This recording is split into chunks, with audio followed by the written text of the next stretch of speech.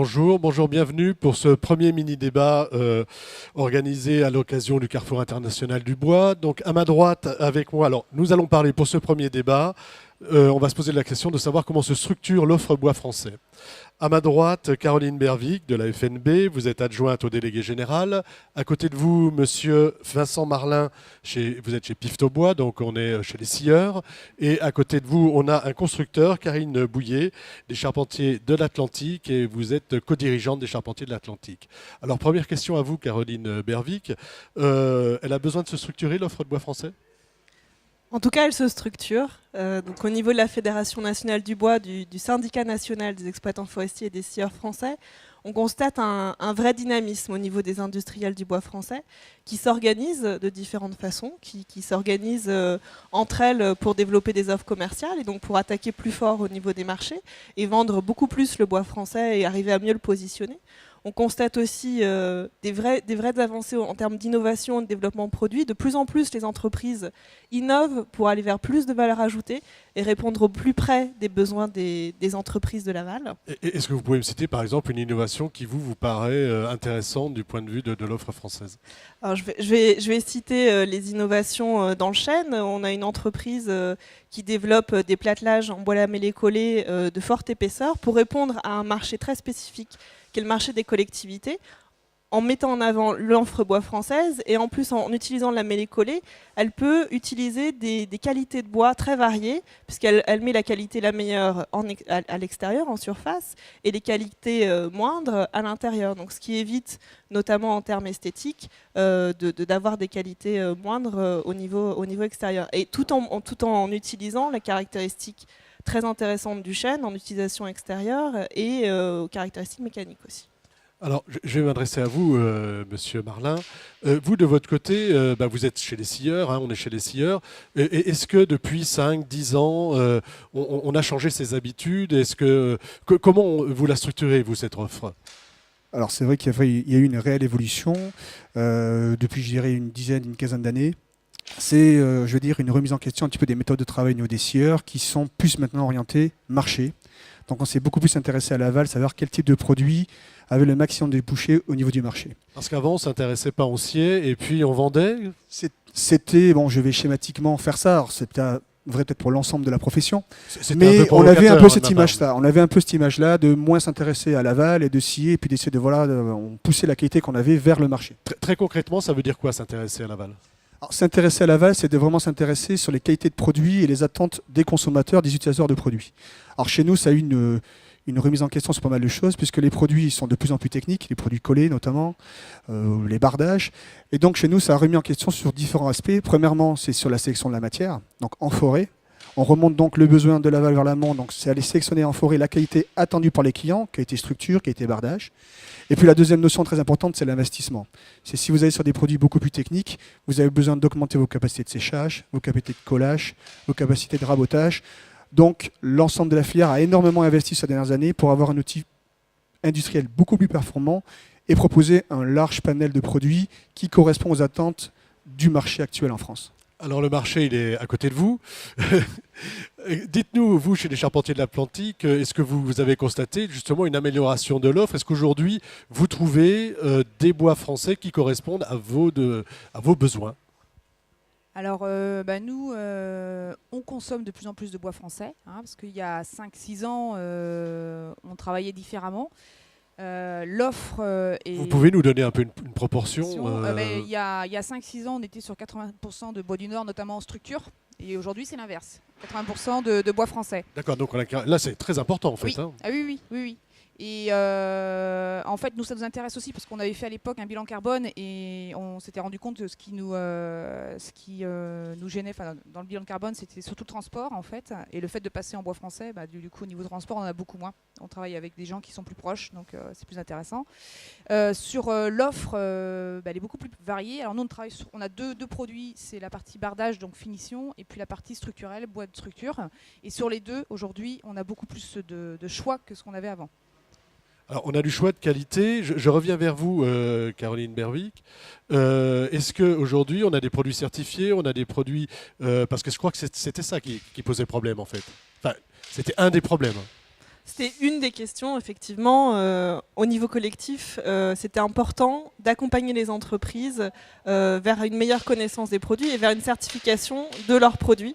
Notamment, il y a eu beaucoup de campagnes de certification des produits pour le classement mécanique des bois, donc le marquage CE. Donc la quasi-totalité des essences françaises sont certifiées ou en tout cas sont en cours de certification. Et les entreprises de la première transformation mettent en place ce qu'on appelle des chaînes de contrôle pour pouvoir certifier leurs produits. Je reviens vers vous. Pourquoi c'est important d'avoir ce type de certification pour vous? Parce que nous, derrière, on répond en fait à des marchés, notamment publics, où on nous demande de mettre les bonbons au bon endroit avec une classification au niveau structurel, notamment. Et on a besoin de justifier ces classifications quand on fait nos études de structure. Donc pour nous, c'est important d'avoir un classement mécanique des bois. Voilà. Et ça, vous ne l'aviez pas avant? Non, non. Sur le bois français, rarement. Et maintenant, aujourd'hui, vous l'avez, c'est systématique, il n'y a pas de souci, vous l'avez pour... Systématique, non. Je dirais que tout le monde n'y est pas encore, mais il y a quand même une majorité de personnes qui y sont passées. D'accord. Lançons un appel. Qu'est-ce qui vous manque aujourd'hui, à vous? Nous, aujourd'hui, ce qui nous manque, notamment pas sur le bardage, mais sur les bois de structure, c'est un petit peu plus de scieurs.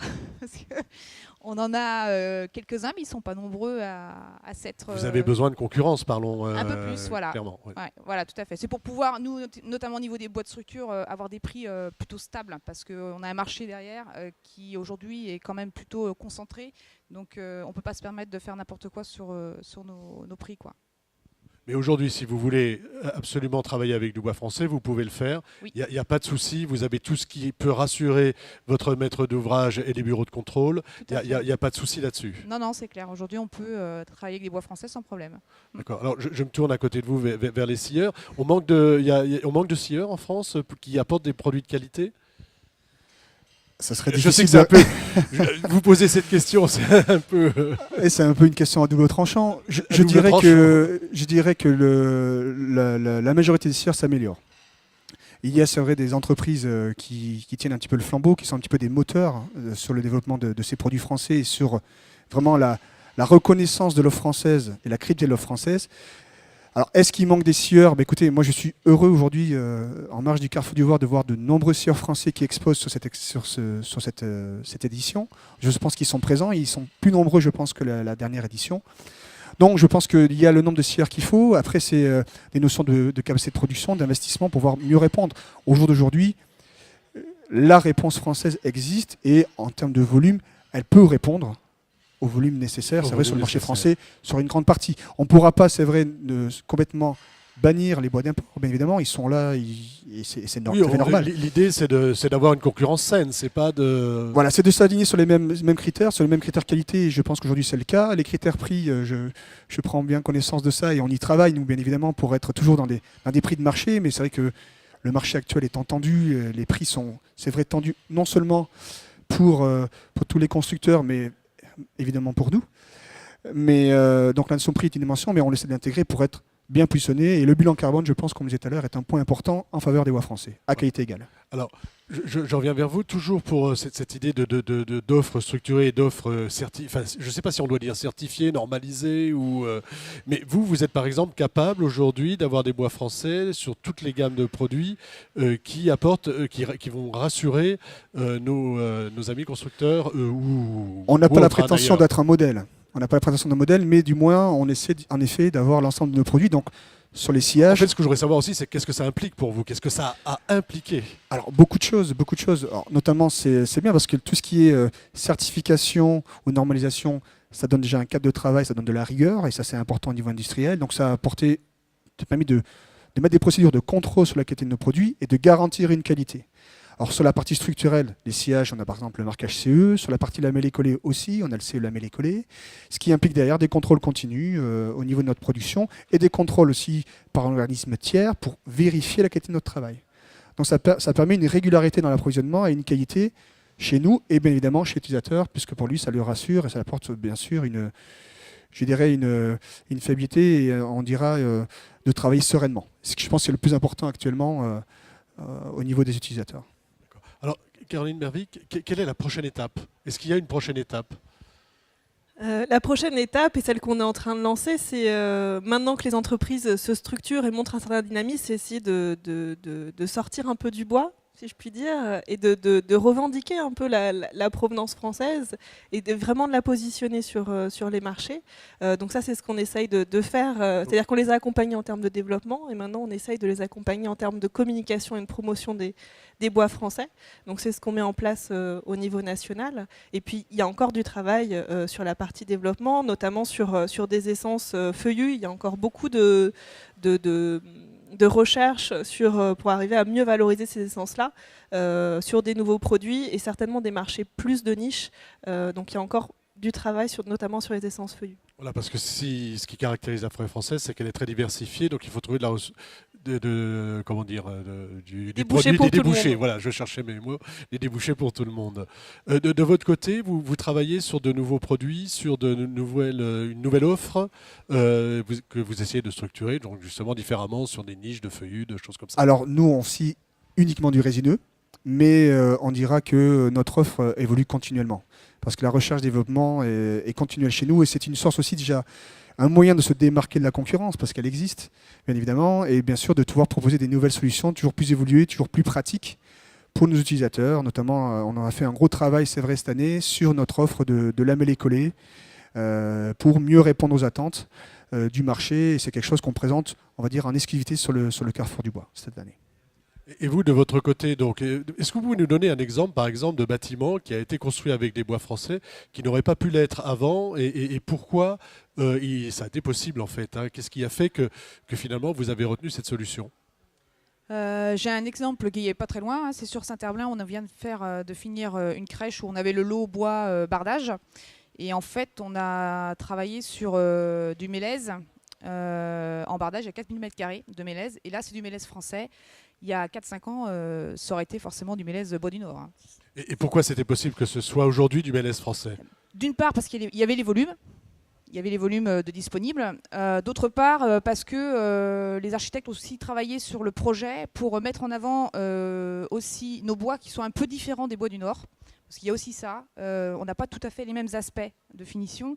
Et notamment là sur le mélèze français qui est un petit peu rouge par moment, alors qu'un mélèze bois du Nord est plutôt blanc et avec un fil très fin. Comme ils ont cassé en fait l'arête, ils ont fait des petites sections. Avec un écartement, du coup, on voit moins en fait un défaut qui n'est pas un défaut, mais que certaines personnes n'aiment pas. Jugerait comme étant un défaut. Voilà. D'accord. Ouais. Et donc ça, ce produit que vous avez acheté, il vient d'où? Il a quelle certification, quelle normalisation? Il vient de chez mon voisin. Il vient de chez votre voisin. Alors qui lui l'a acheté où? Dans quelle forêt? Nous, c'est du mélèze qui vient du Limousin en fait. Donc c'est vrai que le mélèze français, on n'a pas des ressources énormes, mais elles existent. Et c'est vrai qu'on développe de plus en plus de marchés parce que c'est une essence qui plaît beaucoup aux architectes. Alors je rejoins ma voisine sur l'aspect qui est un petit peu différent, on a un aspect un petit peu plus rosé, mais on arrive à avoir des belles densités, des hautes densités pour faire du bardage notamment. Et c'est une essence aussi qui montre de certaines aptitudes pour tout ce qui est classement feu et réaction au feu. Le mélèze est connu aussi comme étant un matériau, une essence qui a une meilleure réaction comportement feu que d'autres essences résineuses par exemple. Mais si on reprend cet exemple de bardage, ça c'est une offre que vous n'aviez pas avant, que vous avez maintenant, ou qui n'était pas possible de faire avant avec du bois français, parce que pas normalisé? Pas exactement. Disons que c'est plus dans la recherche pour la sélection de la matière en amont qui nous a permis de trouver des coupes en forêt de bois qui nous permettront de faire ce type de produit et de démontrer notre capacité à répondre sur des marchés de ce type dans les volumes et la qualité attendue. Je pense que c'est comme ça, d'expérience passée, qu'on a pu convaincre de nos clients d'utiliser, de nous consulter pour ce type de marché. Alors, je vais vous demander une petite conclusion à chacun. On va commencer par vous. Petite conclusion sur la structuration de bois français. Un petit message que vous voudriez éventuellement faire passer à nos amis d'à côté. L'exercice n'est pas facile en quelques mots. En quelques mots, vous avez 15 secondes. L'offre bois française, elle est bien présente, on l'a maintenant démontré. Il y a encore du chemin à faire et il faut, je pense, encore mettre des partenariats avec les entreprises françaises pour continuer cet effort, pour arriver à valoriser au mieux les essences françaises dans toute leur diversité, parce qu'entre feuillus et résineux, il y a énormément de choses à faire. La richesse, c'est la diversité. Hein, la richesse, c'est la diversité, tout à fait. À vous, une petite conclusion. Du côté des charpentiers de l'Atlantique. Moi, en conclusion, donc effectivement, l'offre est très diversifiée.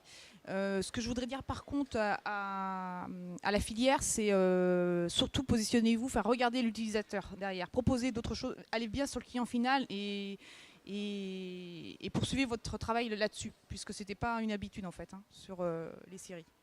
À vous, Monsieur Marlin, pour une petite conclusion. Ben, je dirais que ce message il est bien entendu et compris.